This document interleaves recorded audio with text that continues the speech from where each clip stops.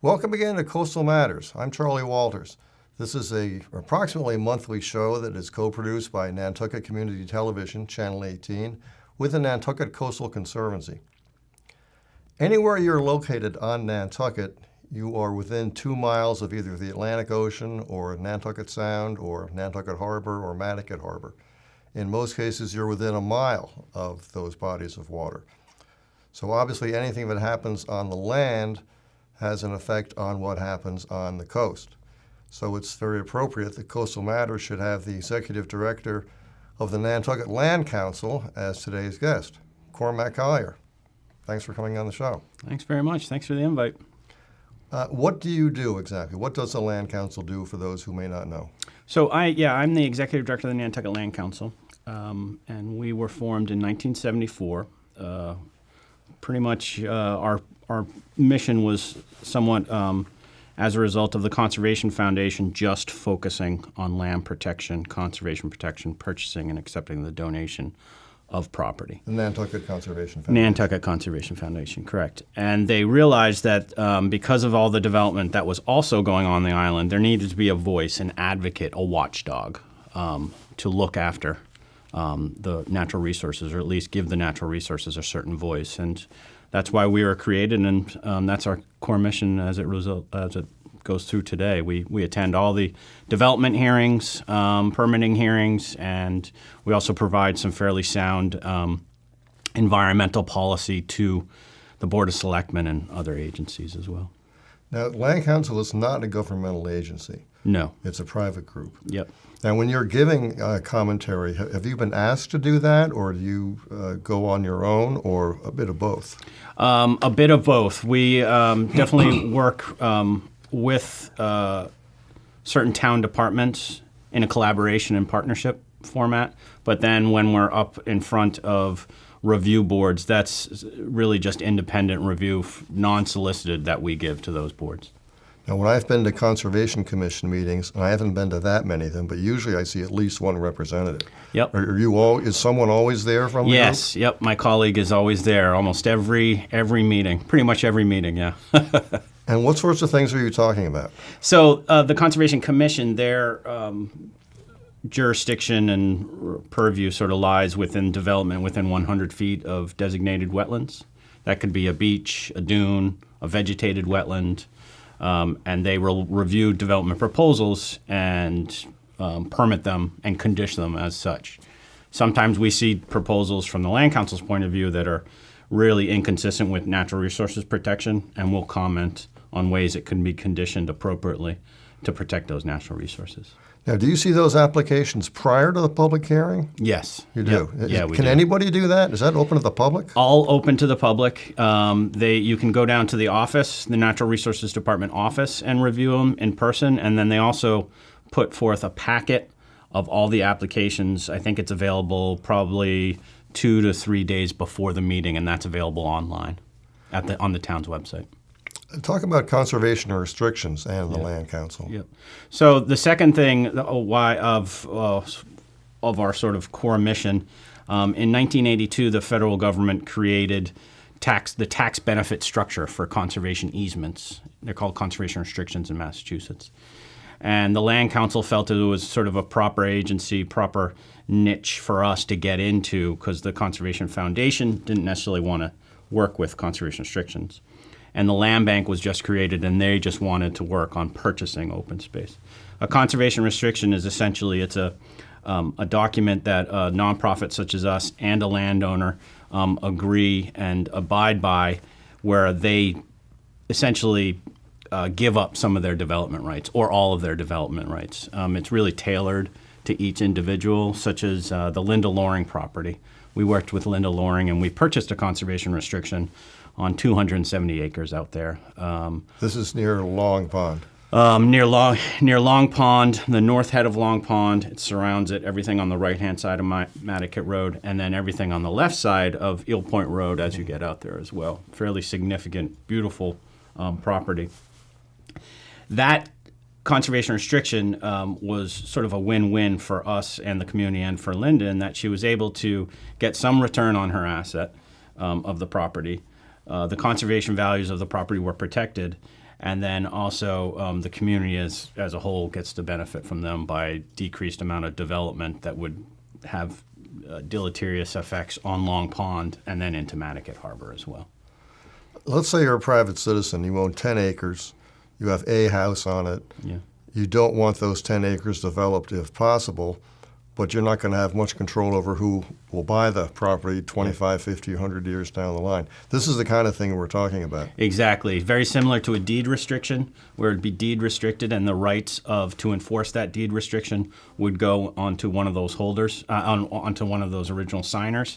So this, in perpetuity, we have the right to enforce that conservation restriction according to the terms of that. If that individual on 10 acres wanted to retain a small building envelope and prohibit the rest for no development and make sure it's in conservation, we then have the legal authority and ability to protect that.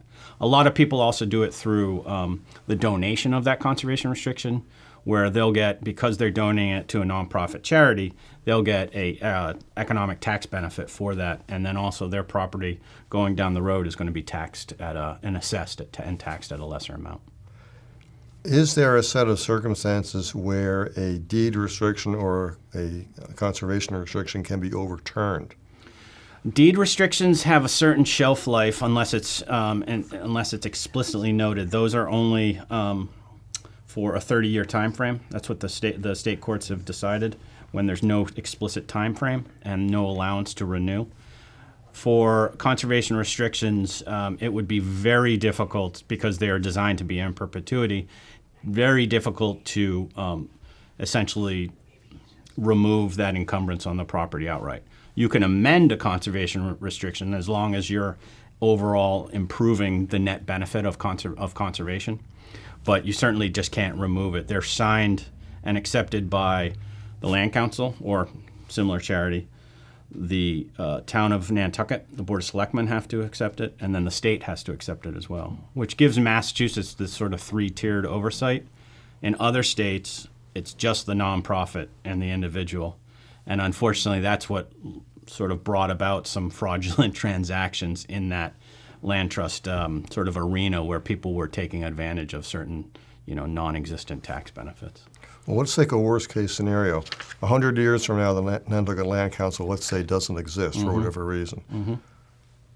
The Board of Selectmen will still be around. The Commonwealth will still be around. So there will be someone there to enforce a conservation restriction should the Land Council not be there. Do I have that correct? Exactly. There's also a provision in the conservation restrictions themselves that allow them to be transferred to other similar entities with those enforcement rights in case that land trust becomes insolvent at some point or merges with another group or something of that nature. So yes, the land trust has the ability to transfer those enforcement rights, and then also the town and the state, particularly the state, has the ability to enforce the restriction as well. Land Council also does research. Talk about that. Yeah, so we've been doing a lot of research lately in the past 3 to 5 years as the amount of development that has sort of occurred on the island for the past 30 years, and then the amount of conservation land that has been protected. We've almost reached this crossroads where there's not a lot left to conserve, and there's not a lot left in terms of large-scale buildings. So we're really switching a lot of our focus to what are the effects of the existing development. And really, when it comes to Nantucket, and just the theme of your show, water. There's truly such an effect and combination of the development on our water-based ecosystems, whether they be freshwater ecosystems or the very sensitive marine ecosystems with our harbor, our estuaries, and the various marine habitats that are involved there. So we have initiated several projects. Most recently, we are doing a stormwater monitoring project where we're monitoring the water quality of different outfalls, stormwater outfall and pipes going into the harbor.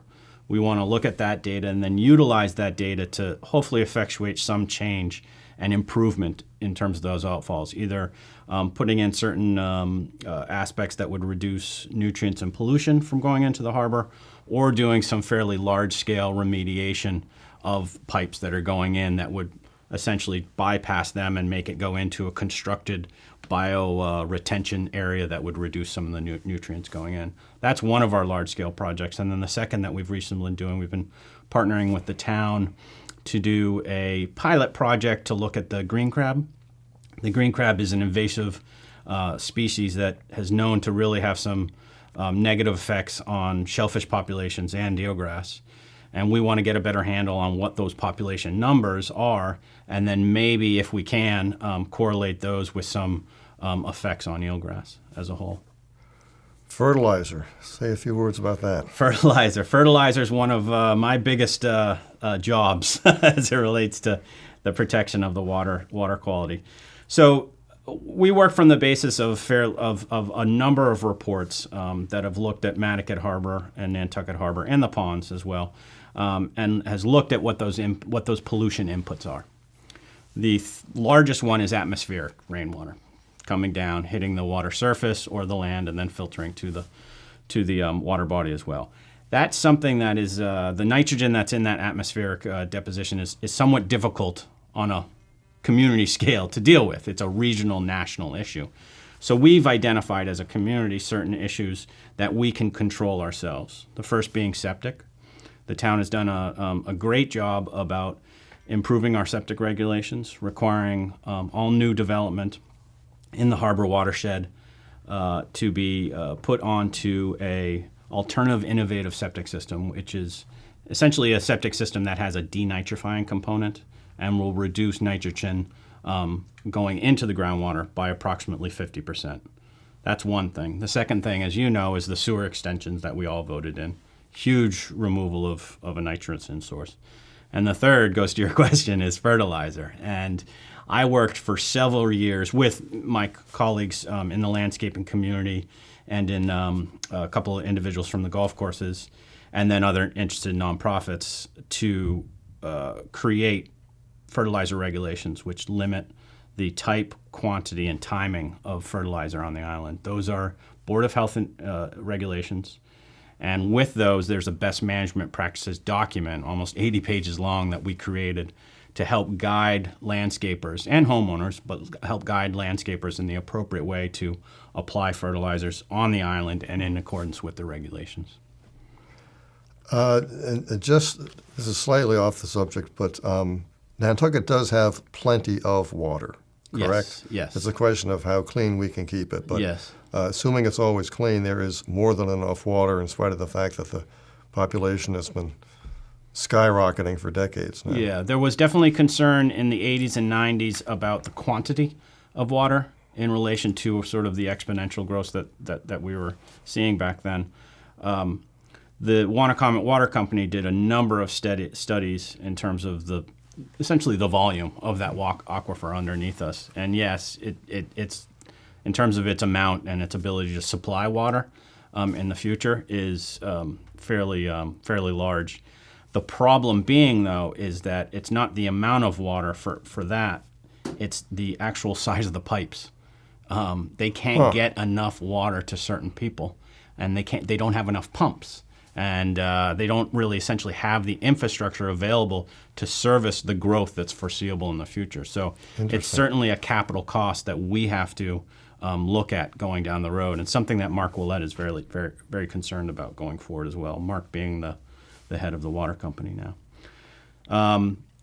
So it goes back to sort of our main focus, since quantity is more of a sort of an infrastructure issue.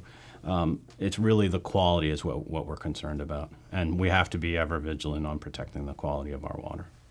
Talk about the education component of the Nantucket Land Council. Yeah, so the education component, we do outreach and advocacy on all environmental issues, but we also do some outreach and advocacy to school-age children on water quality, on our aquifer. My colleague, Emily Molden, she goes into the schools and teaches the schools. She also does field trips as well to different areas of the island that are sort of have a different and interesting ecological aspect to them. The kids love it. And then we also do outreach to adults as well.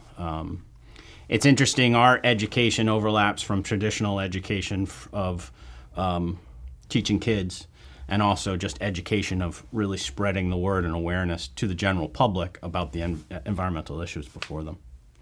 Let's focus on you for a moment. Where are you from? Where were you educated? What was your education in, etc.? I was born in Newton, so I'm an East Coast person right outside of Boston. Grew up in Newton and went to school at the University of Vermont. And I fell in love with agriculture, with farming, with organic farming. And after college, I worked on several different farms, from outside of Montpelier in Vermont to Oregon to Hawaii, and then settled back to Oregon and realized when I was at a fabulous farm out there that I either needed to bite the bullet and buy my own farm, or I got to go back to school or start working on some of my other passions, which was botany and environmental issues. So I ended up working for the state through the University of Oregon, doing some rare and endangered plant surveys out there, coming up with management plans. And then I moved back to the East Coast because I saw a job open up at Cape Cod National Seashore. So it brought me all the way back from one side of the country to the other. And then after that seasonal job, I saw a job on Nantucket. And I took the resource ecologist job in 2001. I've been here for almost 17 years. And then lucky enough for me, the former executive director, Linda Holland, who worked at the Land Council for 20 years, she retired in 2005, and I was lucky enough to get the job in 2005. Growing up in Newton, I grew up in Cambridge, just there you go. very nearby. Are there any farms in Newton? I'm assuming there are zero. There are zero. I think there's one on the south side of Newton, but it's more of a community farm collective than anything. Yeah. So how did you get interested in farms growing up in? That was in when suburbia? I got to Vermont. That's when I really started liking it. I had a love and passion of the outside world instilled through me through my parents. So we would do walks all the time. They would show me different things where we'd be pulling up stones and wood and looking at salamanders. And it was that kind of thing that really inspired me. And we also try to instill that with the kids on Nantucket, because you give them that inspiration and that love and awareness and realization of the environment. It starts making different bridges through their life in terms of how important it is to protect our natural resources and be a part of the ecosystem and not against it. As I said at the top, you're the executive director of the Land Council. How large is the staff? The staff is very small compared to other groups, but we try to keep it that way. It's fairly efficient in terms of our mission and our goals and objectives. It's myself, our resource ecologist, and then our development director. And then we have a board of about 28, which is fairly large, but definitely we have a number that are very helpful in terms of the guidance on various nonprofit management issues that you come across for any nonprofit. And a lot of our work is designed towards that we can utilize the assistance of outside consultants or outside services, so that we don't necessarily have to have a sort of a large staff, which is difficult to have on Nantucket, as you know, with the housing issues and everything else. Yeah. Do you have a typical day? Probably not. Not a typical day. It's funny. I sometimes get busy in the I get busy in the summertime just because of the activeness and everything going on and everybody back on the island. But I also stay busy in the wintertime because it turns into town meeting season. And town meeting is very important to the Land Council in terms of keeping abreast of all the issues that are being brought forth to town meeting, and reviewing all of those documents, and then participating in the public hearings that lead up to town meeting as well. Well, every town meeting I can remember being to in recent years, there's been a handout from the Land Council on various articles and giving the Land Council's recommendations on whether to pass the articles in question or not. Talk about that process. How do you pick which articles? How do you determine what your recommendation is? Does the whole council have to vote on that? How does that work? Yeah, so we've been doing this probably since our inception. I have some old recommendation sheets from the 70s, and we review the entire warrant, all the articles, and it's fairly broad-based in terms of if we feel an article can affect the natural resources on the island, but also for some of them affect the quality of life, which is somewhat, people have difference of opinion on that in terms of quality of life, but that gets discussed and reviewed all of them, not just the quality of life issues, but it gets discussed and reviewed at the board level. I present those to the board, get recommendations from the board, provide my own recommendation as well that they discuss, and then we put that into the sheet. Then that gets issued to the voters before and during the meeting. We focus a lot on zoning because we feel that changing zoning to increase development potential has secondary and tertiary effects on the natural resources of the island. It's without a doubt. It also affects the quality of life on the island as well. And then there's other, it changes from year to year, the ones that we're involved in, but there's always some key hot button issues that go on at town meeting that we get involved in. And then there's other ones that we get involved in terms of transfers of property from the town to either private entities or stuff that needs large scale sort of review. Well, if there's one constant at town meetings in recent years, it's the number of zoning articles that show up there. I mean, it's Yep. If you have 100 articles, you might have, 25 or 30 potentially as zoning articles? Yep, exactly. Give us an example of a zoning article and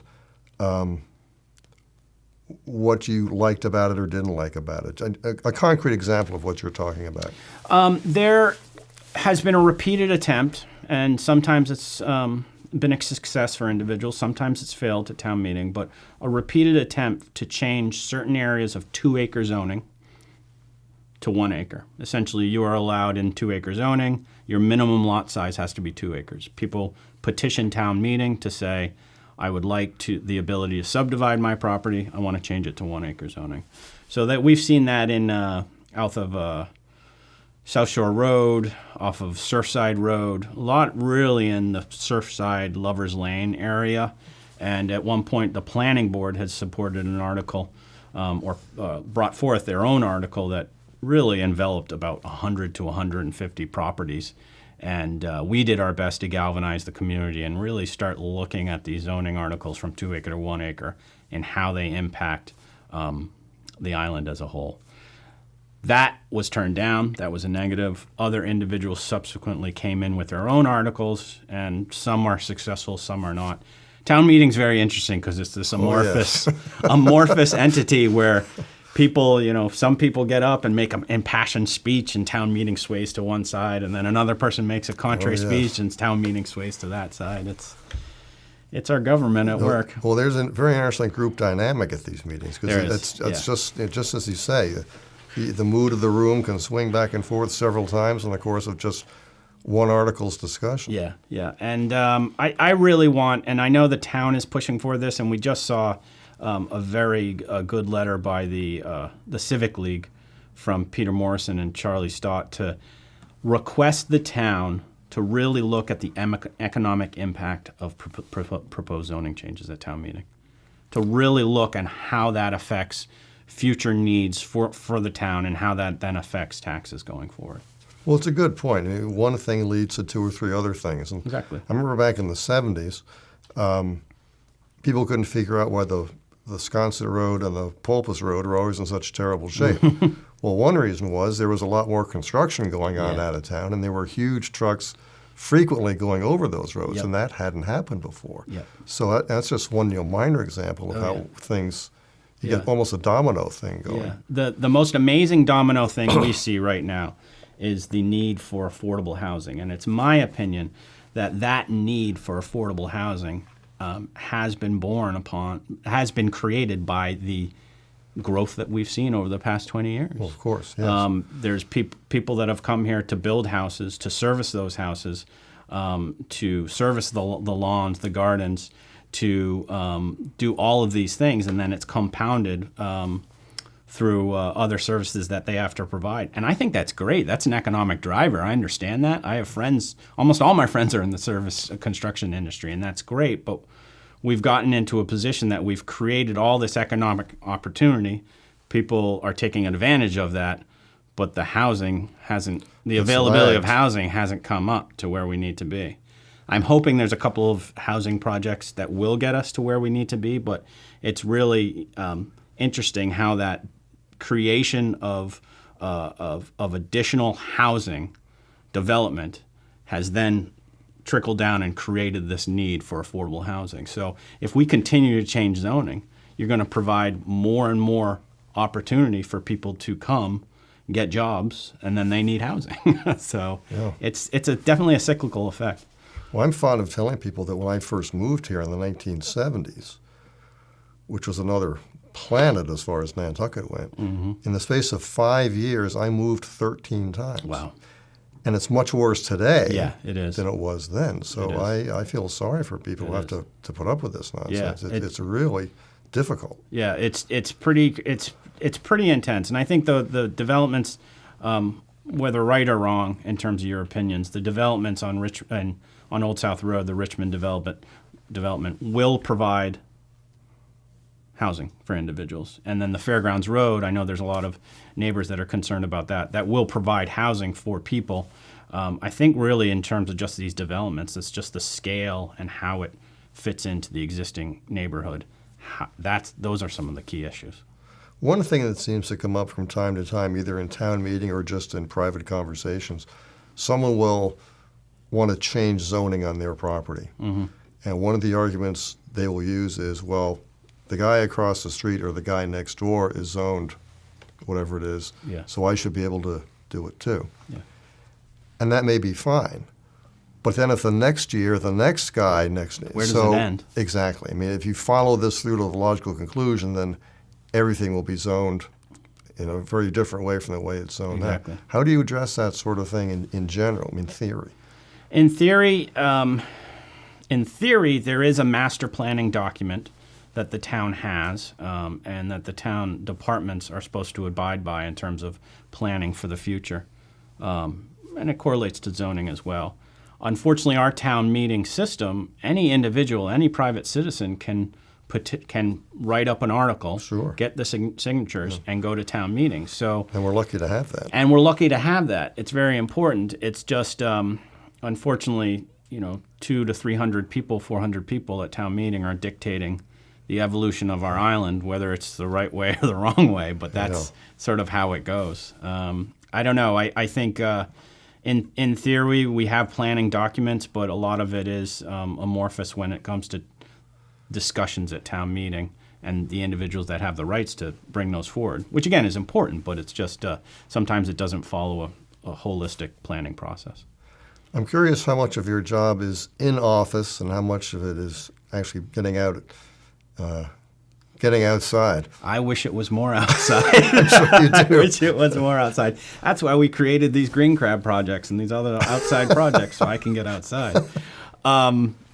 I do a lot of work inside because a lot of it is reading materials, and then a lot of it is talking to people, and then a lot of it is different meetings and whatnot. But that's the nature of the job. It's not a traditional environmental fieldwork job, we are able to get outside and visit our properties and inspect them and make sure that the terms are being adhered to. We have a lot of property out on Tuckernuck too, and we have some conservation restrictions on Muskeget too. So we get out to those properties, and really it's a joy to see. It's always important to get out and see why you're doing what you do and why we love what we love on Nantucket. I think that's very important because you can get bogged down a little bit in the political nature of the work that we do. And just even if I wasn't working and was an interested citizen, you could get bogged down on that. But it's so important just to go out, take a walk, go scalloping, take a boat ride, and just realize and be thankful for the beauty that we have out here.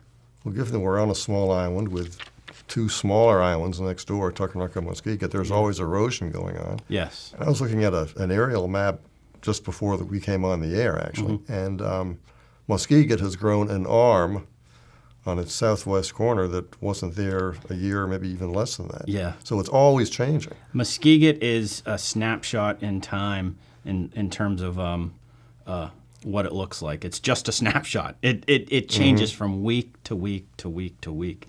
You look at some of those transgressions, the transgressions, but just some of the aerial photographs from its transformation from one thing to one thing to one thing. It's pretty amazing from year to year to year. And erosion out there is fairly intense. On the south shore of Tuckernuck, it's almost akin to if a tree falls in the woods and nobody hears it, did it really happen?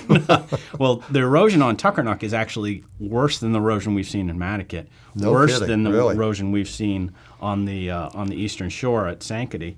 It's incredible, the erosion going on. Almost every high tide hits the bank on a non-storm event, which is really significant. It's just not very populated. Natural ecosystem processes are going on. That's great. And there's not a lot of buildings that are in the way to get people concerned about it. Now, does Tuckernuck accrete on the other side? Tuckernuck's been accreting a little bit as it relates to what they call Whale Island, that as you come into the harbor. Yeah. But that can be blown out in one or two storms. Overall, it's definitely accelerated erosion. It hasn't, that sand that's been lost hasn't built up too much in certain areas. It's gone a little bit in terms of downdrift and built up, but the the wave dynamics out there aren't sort of your traditional erosion and accretion that we see in on the east side, out in Sankaty. A lot of that erosion that came off the bank created that gigantic dune field that we see past Codfish Park and Tom Nevers. That was all created and came from a certain source, most of it probably Sankaty. Cormac Collier, thanks for coming by. This has been very informative. It's my pleasure. Thank you. Please come again. I will. For Coastal Matters, I'm Charlie Walters. My guest today has been Cormac Collier. Thanks for tuning in. Please tune in again next time.